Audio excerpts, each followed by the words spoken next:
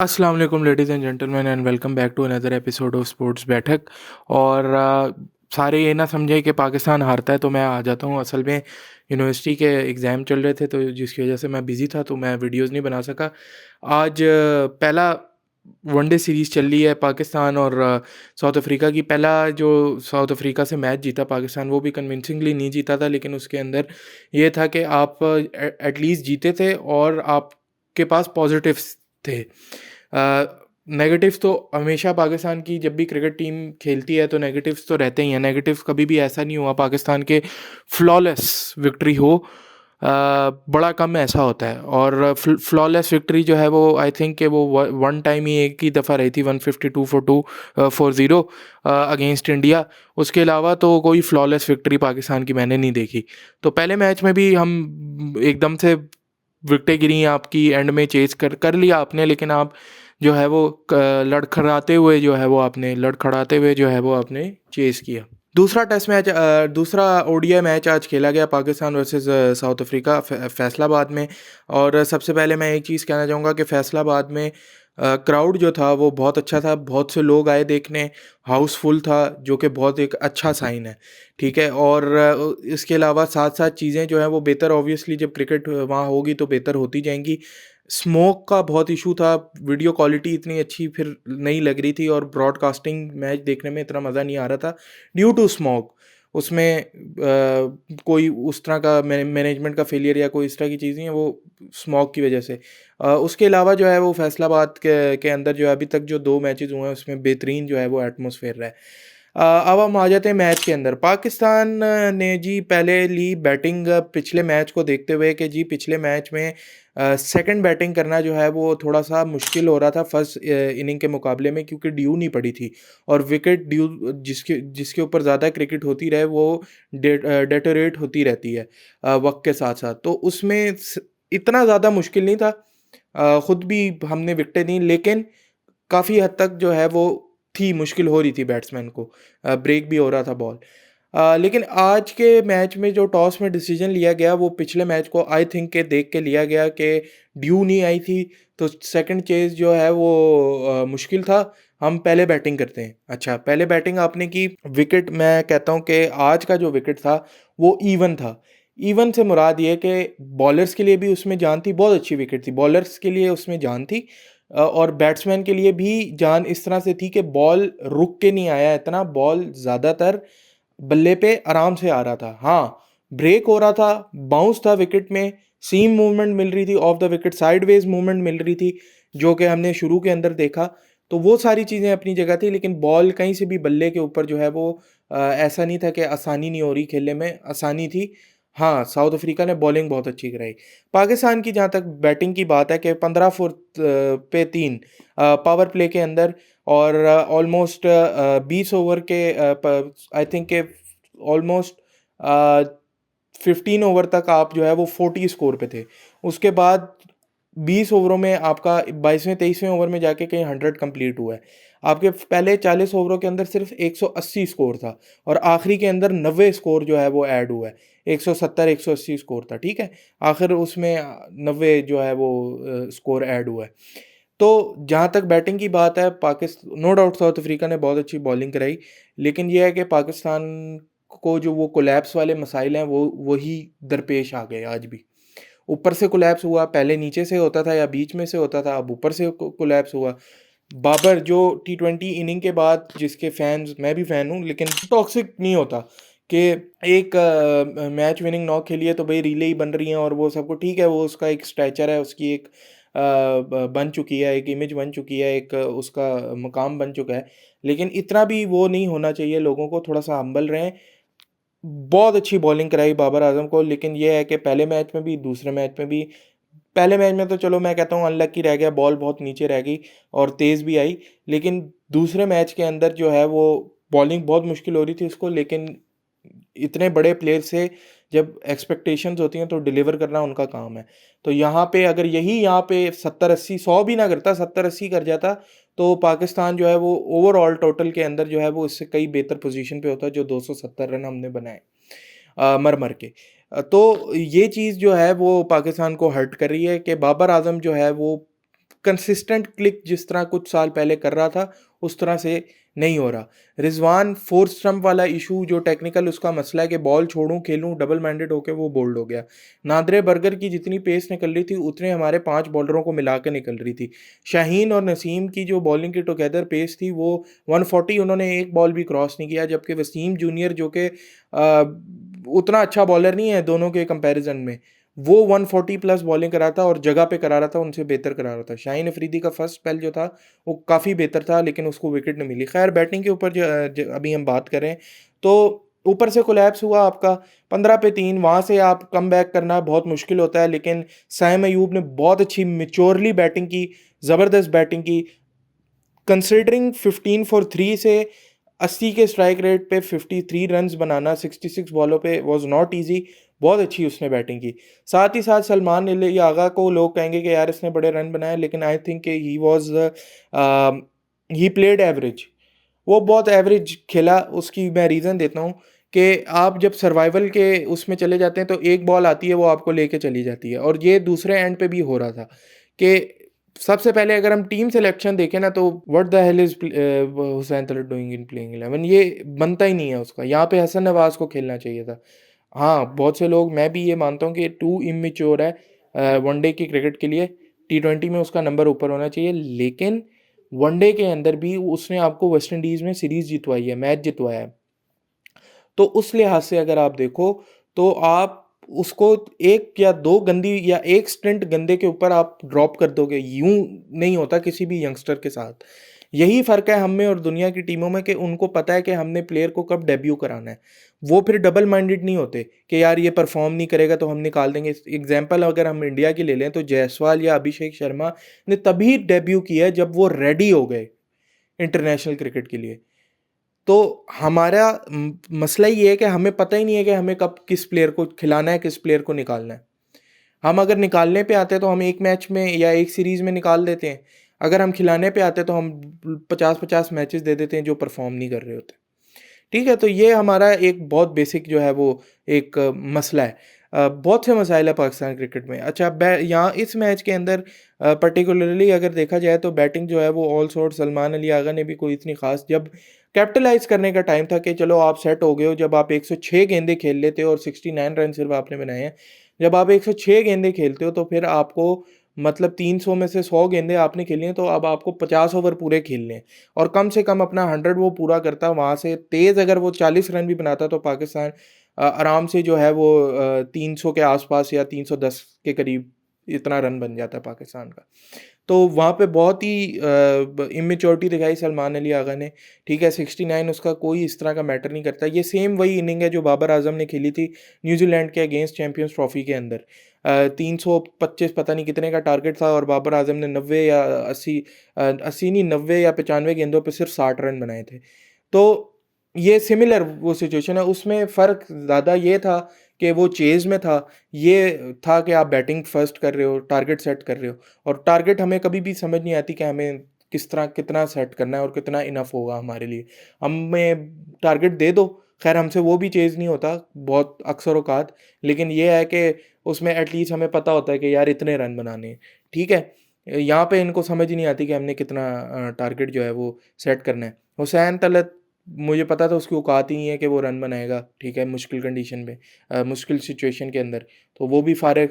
Nawaz however, Nawaz the match winner जिसे कहते हैं, नवाज़ प्लेड ब्यूटीफुली। जो नीचे से आके उसने 59 रन मारे हैं, वो सारे बैट्समैन को क्या कहते हैं सीखना चाहिए कि किस तरह से उसने बैटिंग की है। He is a proper batter, उसको प्रॉपर बैटिंग उसकी, उसके जो डोमेस्टिक का रिकॉर्ड है वो बहुत तगड़ा है बैटिंग का। और वो बहुत अच्छा उसने खेला। साथ ही फ़हीम अशरफ ने जो कैमियो किया, बेहतरीन कैमियो किया, जिससे आप 270 पहुँचे, वरना आपसे इतने भी नहीं बन रहे थे एट वन स्टेज। या 40 ओवरों के अंदर 180 190 ये बहुत स्लो है। मिडल ओवर्स में जब आपके पास पहले 10 में 15 पे 3 जब हो गए थे, तो 10 से लेके 30 ओवर के दरमियान जो पार्टनरशिप हो रही थी साइम अयूब और सलमान अली आगा के जो एक बीच में लंबी पार्टनरशिप लगी थी, उसमें साइम जो है वो बेहतर खेला था, जबकि आगा जो है वो बहुत स्लो हो गया था। डॉट बॉल अगर आप निकालो तो आगा की बहुत ज़्यादा आपको मिलेंगी। 106 गेंदे मतलब 65 का उसका सिर्फ स्ट्राइक रेट है इस इनिंग का। तो ये बहुत कम है। एटलीस्ट बंदे को रन अ बॉल नहीं तो करीब करीब रहना चाहिए। जैसे साइम खेल रहा था, 80 या 85 या 90 का स्ट्राइक रेट इतना बंदे का होना चाहिए, ताकि आप प्रेशर सिचुएशन को इजीली स्ट्राइक रोटेशन के थ्रू जो है वो निकाल सको। स्ट्राइक रोटेशन एक बेसिक रूल है क्रिकेट का, या एक बेसिक बैटिंग का स्ट्रक्चर है, जिसको जितने भी बड़े दुनिया में प्लेयर हैं उनको, वो बड़े इस वजह से नहीं है कि वो छक्के चौके मारते हैं, इस वजह से भी हैं, लेकिन मेन उनकी जो क्वालिटी ये है कि वो प्रेशर सिचुएशंस के अंदर स्ट्राइक रोटेट करते हैं। विराट कोहली स्ट्राइक रोटेट करता है, स्टीव स्मिथ स्ट्राइक रोटेट करता है, केन विलियमसन स्ट्राइक रोटेट करता है। ये हमारे एरा के बड़े प्लेयर हैं तो ये स्ट्राइक रोटेट करते हैं। ठक सिंगल उससे प्रेशर बनता है ना। आप 5 बॉलें डॉट खेल के एक सिंगल बना रहे हो, या 2 ओवर आपने ट्रॉट पे 2 ओवरों में 12 गेंदें होती हैं, तो आपने 8 या 10 डॉट खेल दिए हैं और 4-5 रन बनाए हैं, तो उससे आपके ऊपर ही प्रेशर आएगा, बेशक आप विकेट आपकी ना जा रही हो। वो फिर आप सर्वाइवल में शेल में चले जाते हो, जो पाकिस्तान क्रिकेट का शुरू से मसला है। तो ये सारी चीज़ें हमारी बैटिंग के अंदर बहुत से हमें फ्लॉज नज़र आए जो कि कंसिस्टेंटली हो रहे हैं। और पाकिस्तान क्रिकेट को आई थिंक कि सऊद शकील जो है वो वनडे की बहुत अच्छी ऑप्शन है, लेकिन सऊद शकील को वनडे खिलाते नहीं, और अभी कोई बड़ा टूर्नामेंट आएगा तो सऊद शकील जो है वो टीम में होगा, पता नहीं किस बेस पे। तो ये कौन किस तरह की सिलेक्शन करता है ये समझ से बाहर है, ठीक है। और इस मिडल ऑर्डर के अंदर आई थिंक कि उस जैसे प्लेयर की ज़रूरत है, स्पिन जो अच्छी खेलता हो, जो टैकल कर लेता हो चीज़ों को, तो वो ही इज़ अ गुड प्लेयर। और ओवरऑल पाकिस्तान की बिस्मिल परफॉर्मेंस रही। नवाज़ और फ़हीम के अलावा और साइम के अलावा कोई भी इतना अच्छा नहीं खेला। कि बाबर आज़म ने भी जो एक्सपेक्ट किया गया था उससे उसके ऊपर डिलीवर नहीं किया उसने, बेकार बिल्कुल। लेकिन यह है कि बॉलिंग उसको बहुत अच्छी हुई, बॉलिंग सबको ही अच्छी हुई, लेकिन यह है कि नहीं, ये अगर आपने कंसिस्टेंसी चाहिए अगर पाकिस्तान को जीतना है, स्पेशली बाबर की कंसिस्टेंसी बहुत ज़रूरी है, ठीक है। अगर ये जो दौर उसका चल रहा है ना, जिसमें वो आउट होता है तो स्टेडियम खाली हो रहे हैं, ये दौर फेड अवे होता हुआ पता नहीं लगेगा कि कितनी जल्दी फेड अवे होगा। तो बाबर को चाहिए कि अब वो अपने जो उसकी एक्सपेक्टेशंस लोगों की उससे बन चुकी हैं, उसके ऊपर वो पूरा उतरना शुरू कर दे, ठीक है। और अगर पाकिस्तान को जीतना है तो उसका परफॉर्म करना बहुत ज़रूरी है। 270 के बाद ठीक है, एक नीचे से नवाज़ और फ़हीम की जो इनिंग थी वो मोमेंटम आपको दे के गई थी, लेकिन जब देखा जाए तो आपने पार स्कोर किया था ऑलमोस्ट 260 यहाँ पे पार स्कोर था, और आपने उतने ही रन बनाए, 10 रन उससे ज़्यादा बनाए, इतना कोई ज़्यादा स्कोर नहीं था।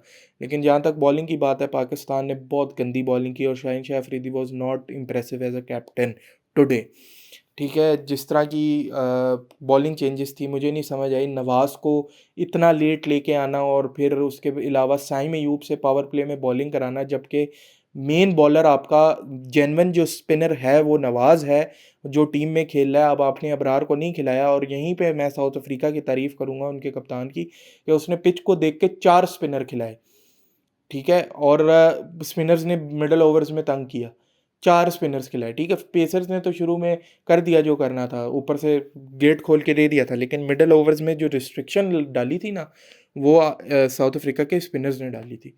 तो आपने अपना स्पिनर माइनस कर दिया, आपने वसीम जूनियर को खिला दिया, बाय द वे जो जिसने बेहतर बॉलिंग की है नसीम और शाहीन से।